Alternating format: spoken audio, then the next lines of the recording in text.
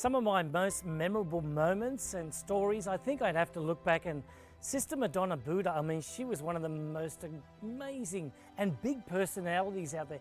You might think that a nun, a sister of the Catholic Church, doesn't have a big personality. Well, that's not really who we're talking about here, because she did the Ironman so many times. And one of the last times that she did it, actually, it was a real windy year. She actually got blown from one side of the lane right over to the middle of the lane and back, just in a gust of wind like that. But she was strong enough to continue, but she had the power from above.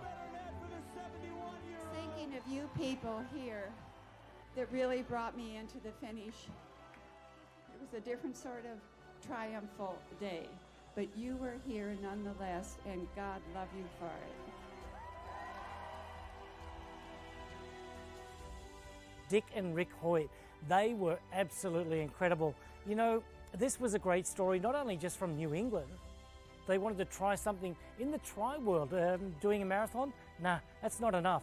So they come over to Kona, they were followed by NBC, but that was an incredible story, and that has inspired a new generation of teams.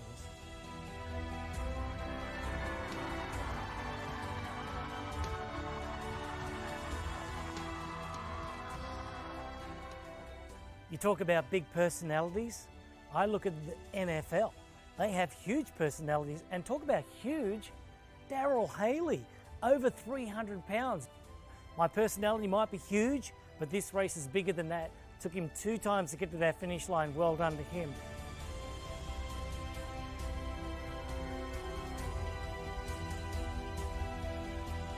Big personalities continue with Apolo Ohno. He's the winningest American speed skater on the short track. And talk about confidence that you have to have.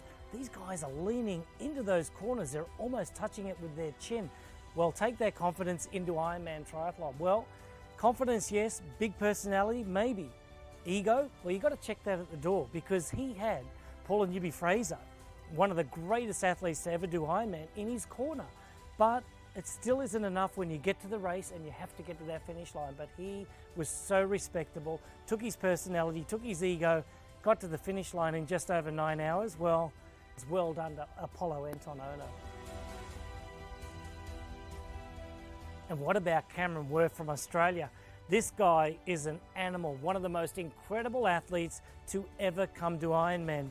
Went to the Olympics in rowing, in lightweights, become a professional cyclist, become a professional Ironman triathlete, and a champion. If you want to talk about a guy that goes out there and says it as it is and backs it up, well, Cameron Worth will always give you that. He's learned how to become a great runner. Going into our future, look for Cameron Worth to continue that personality and never, ever to be short of any words.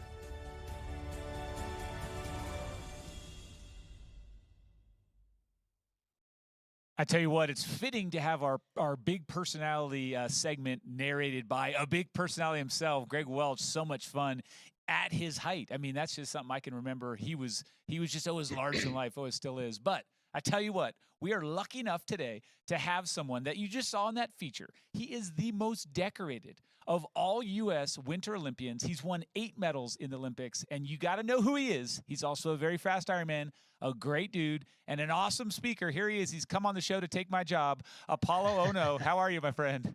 Hey, guys. How are you? Good to see you. Good to see you, too. So, Apolo, it's World Championship week, and all week we've been reminiscing about Kona. Aside from absolutely smashing the course out there, what are some of your fondest memories from your experience racing there in 2014? Well, I don't know if I smashed the course. I think you kind of become one with the mountain, so to speak, and the island. You know, my fondest memories, I think, are there's really 2. One was at the beginning, where you have the locals kind of hitting those drums to start out, and there's this energy that is really unique to that place and that island. And the entire atmosphere there of the professionals who were in the water, and then myself, who is my first Ironman ever that I competed in. It was a really unique experience. And so that was the first. And then the second was probably going into the energy lab and kind of mentally preparing for what was about to come, and then coming up out of the energy lab and then really trying to see, like is this the easy part? Is this why everybody comes back here? And having those kind of psychological, discussions internally were really interesting. Well, gosh, was it? What was the answer to that question? Was it easy in there? No, it definitely was not easy. Yeah, I think that I was duly prepared. I had been retired for 4 years, was probably heavier than I had liked to have been going into the Ironman. But as Paula Newby-Fraser is an incredible coach, and champion herself. And she was able to, I think, just understand what I needed to do in order to really come up out of this thing in the most kind of fulfilling way. And I wasn't obviously trying to break any records, nor I think would I be able to, but out of respect for all of those who really dedicate their lives towards this incredible event, and it was a great experience. So, psychologically, and anyone who's ever been lucky enough and blessed to be able to be out there on the course and go into that quote energy lab, it's unique, right? It's this like kind of serene, very quiet place. And everyone tells you just how difficult it is. So it's not like it's a big surprise. Obviously, the heat is a factor. And then you're kind of towards the end of this entire day where, you really have to test yourself. And to me, that's what this Ironman competition and experience is really all about is, kind of going beyond what you previously thought was possible and reaching in to see this reservoir of, additional, call it limitless potential that you didn't even know existed. And you get to tap into that out there on the course. It doesn't matter whether you are a champion Ironman or Iron Woman, or you're someone who this is the first chance at just trying to cross the finish line. I think everyone gets to that stage. And I didn't know what that was like, right? Because being a sprinter, my races lasted 40 seconds long. And so, 9 hours into the day, you really start to question, why the hell did I sign up for this thing? And then but I also think that the answer comes to you really, really clear. And, you have this kind of make it or break it moment. And to me, that's what the beautiful thing is. And I've seen so many competitors out there on the course go through that. You mentioned Paula Newby-Fraser and the role she played in preparing you both physically, mentally, and emotionally to compete on the Big Island. What was it like working with Paula? I'm sure she didn't go easy on you. It was, I was lucky enough to be able to have her as a coach. That's the reality. By the way, Paula actually trained alongside me during that, and she wasn't training for anything. She just was, she's an absolute incredibly powerful woman, inside and out. And, I think it takes someone really, really special to be able to connect on a coaching level. Not everyone who was an incredible legendary athlete can go on to be a great coach. And she has that ability more than anything to tap into the psychological awareness and component that is required. And then also just be really smart about the training, right? All I wanted to do was hit the squat rack and leg press. And she's like, we're going to dial that intensity back and you're just going to keep going for 4 hours. And I was like, what do you mean 4 hours? So it's interesting conversations many times. Right. What are hours? Hours. Oh, this guy trained. Yeah. So that's wonderful. I mean, you basically had our sports Yoda. I don't think she'd mind me saying that. And it's awesome. You merged well with her. So I remember you saying, hey, I want to finish with my sunglasses on. You broke 10 hours in Kona in 2014. Did that surprise you, or, were you thinking you'd go that fast? Were you think you'd go faster? Just share with us that sort of finish time goal and all that.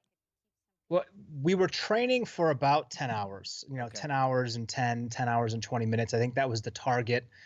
And, I think my own internal personal goal was a little bit faster. And it was primarily because a friend of mine who was a longstanding Olympic triathlete, when I had first told him that I was going to try this Ironman competition on Kona, Hawaii, I said, what do you think I'll be able to do? And he's like, well, I've trained with you in Colorado Springs. And so I've seen your running skill and I see kind of the speed at which you ride your bike.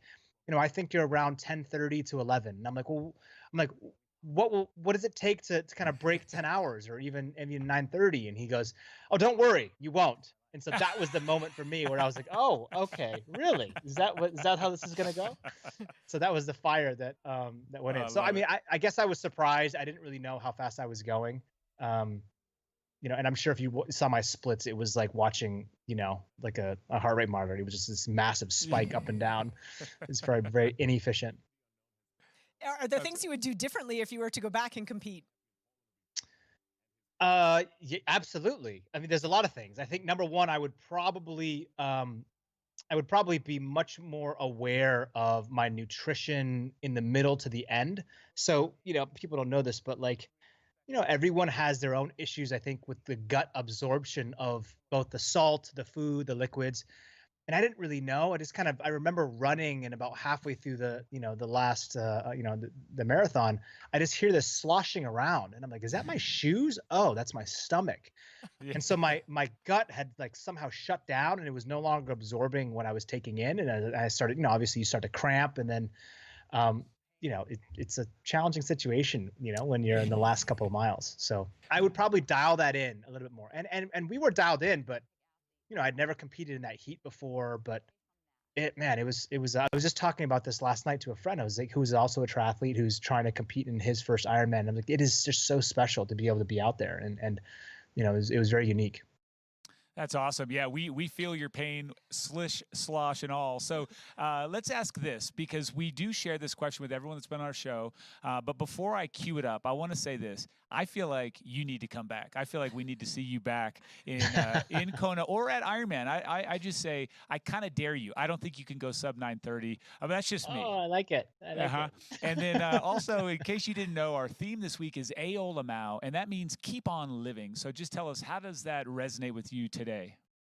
Oh man. Well, look, this year has been challenging. It's been hard.